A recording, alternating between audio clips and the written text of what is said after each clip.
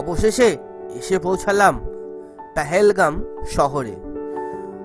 এসেই দুপুরের খাওয়া দাওয়া হোটেলে করে নিয়েছিলাম, সেটা রেডি ছিল। তারপরই আমরা বেরিয়ে পড়লাম একটু এক্সপ্লোর করতে, আমি আর গাঙ্গুলিদা শাস্ত্রী। শ্রীনগর থেকে পেহেলগাঁওয়ের দূরত্ব প্রায় 95 কিলোমিটার। আসতে আমাদের সময় লেগে গেল প্রায় 4 ঘন্টা। পেহেলগাঁওতে একটু সময় নিয়ে হাঁটলে বেশ কিছু স্পট কভার করা যায়। তাছাড়াও এখানে আদার্স দূরের স্পটগুলো যেমন বেতাব ভ্যালি বা এসব জায়গায় যেতে আপনাদের নিতে হয় ট্যাক্সি বা ঘোড়া। তো সেসবেরই খোঁজে আমরা বেরোলাম। হ্যালো ফ্রেন্ডস, তো এই মুহূর্তে আমরা আছি পেহেলগামের ট্যাক্সি স্ট্যান্ডে। তো আমার পেছনে রয়েছে হচ্ছে কোন ট্যাক্সির কীরকম রেট, সেটা আমি দিয়ে দিচ্ছি। তো আপনারা যখন আসবেন সেই রেট অনুযায়ী আপনাদের গাড়ি ঠিক করে নিতে পারবেন। এখানে দেখার মেন জায়গাগুলো হলো আরু ভ্যালি, বেতাব ভ্যালি আর চন্দনওয়ারি। এছাড়াও রয়েছে বৈশরণ ভ্যালি।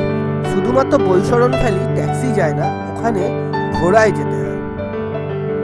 এছাড়াও রয়েছে অনেকগুলো ছোট ছোট অনেকগুলো একটা জু রয়েছে, আর তাছাড়া অনেকগুলো ছোট বড় শুটিং স্পট রয়েছে যা লোকাল ট্যাক্সি ঘুরিয়ে দেখায়।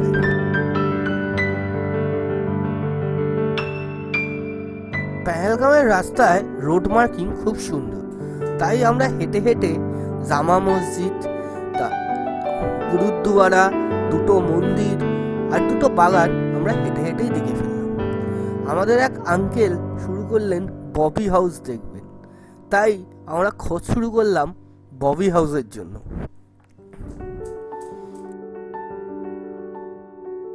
এই মুহূর্তে আমাদের সামনে রয়েছে গৌরীশঙ্কর টেম্পল। টেম্পলগুলো আমরা ভেতরে না ঢুকলেও বাইরে থেকেই দেখে নিলাম।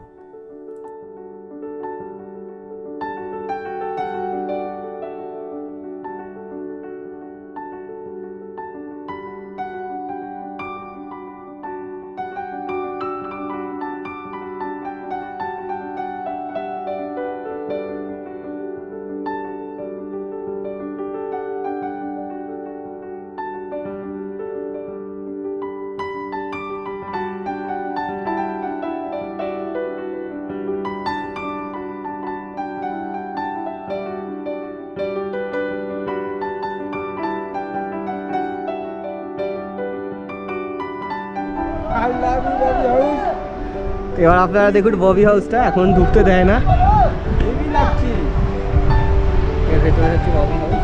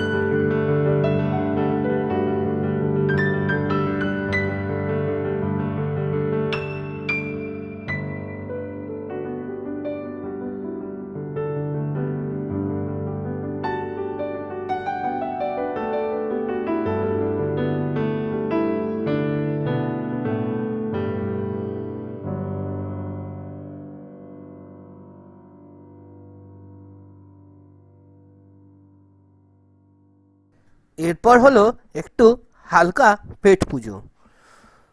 দিদি আর কাকার পা ব্যথা করছিল বলে তারা চলে গেল। আমি আর দাদা করলাম একটা ট্রেকিং রুটের অনুসন্ধান।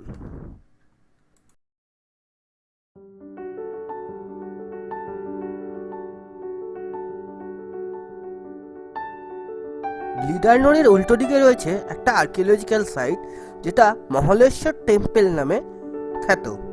এটার একটা পৌরাণিক হিস্ট্রিও রয়েছে।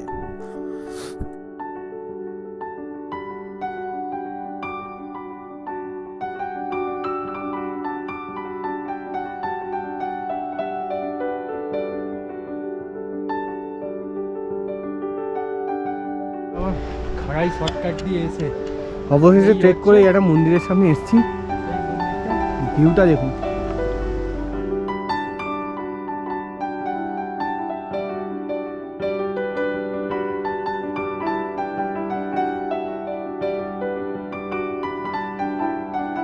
মহল টেম্পল দেখা যায় ভেতরে। ও, এটা হচ্ছে archaeological site, J&K State Archaeological Department, Analytic Historic Monument of Monastery Palgam. ভালো। যদিও শিব থাকে কৈলাসে, আর কৈলাসের একটা অংশই হচ্ছে মানে হিমালয়ের একটা অংশ কিন্তু এটা। এখানে থাকতেন হচ্ছে পার্বতী। মহাবলেশ্বর টেম্পল সম্বন্ধে যে জিনিসটা কথিত আছে সেটা হচ্ছে এখানে পার্বতী স্নান করতেন, আর এই সেই জায়গা যেখানে শিব গণেশকে বলেছিল যে ভেতরে গিয়ে মাকে ডাকতে বা যেতে চেয়েছিলেন, তুমি যেতে দেয়নি, তাই জন্য গণেশের মুণ্ডুপাত হয়েছিল।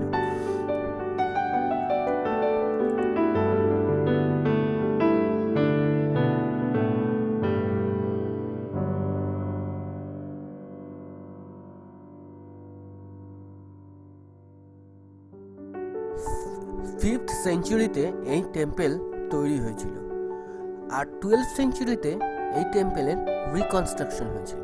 তার মানে যদি দেখা যায় এই টেম্পলটা প্রায় 1600 বছর পুরনো।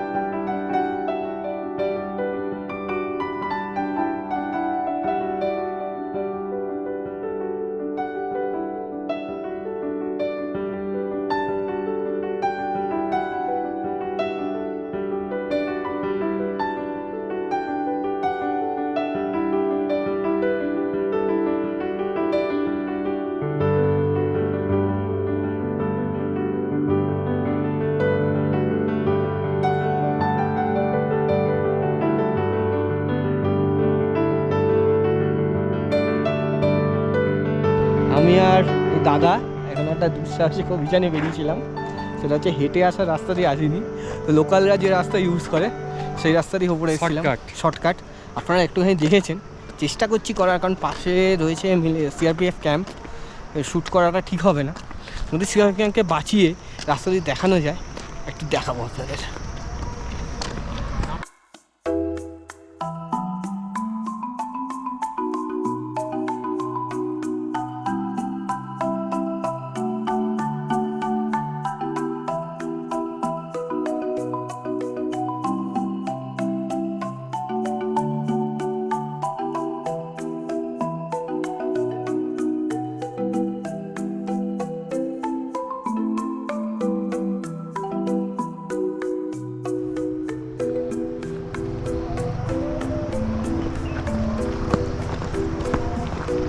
আমরা একবারে সোজা ওই ক্যানেলের কাছে নেমে যাবো, সোজা একেবারে নেমে যাবো ওখানে। রাস্তাটা হেভি,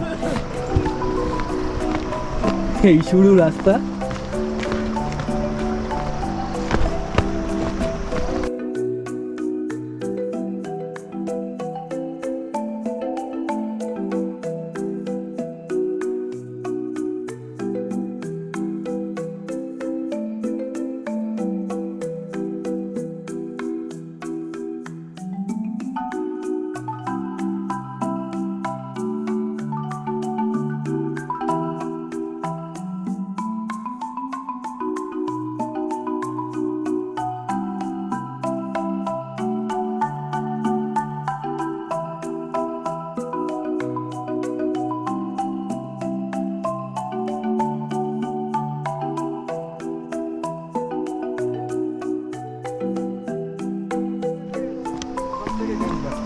এইবার এই জায়গাটা নেওয়াটাই হচ্ছে চ্যালেঞ্জ দাদার কাছে। আমার তো অভ্যেস আছেই। সকালে বসে নাও।